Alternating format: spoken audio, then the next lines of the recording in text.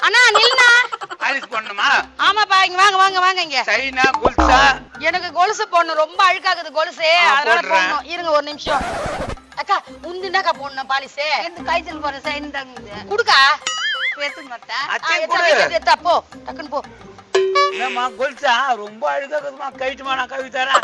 இரு நான் கைட்டி தரேன், அவசரப்படாத. அழுக்கு ஓவராகுதா?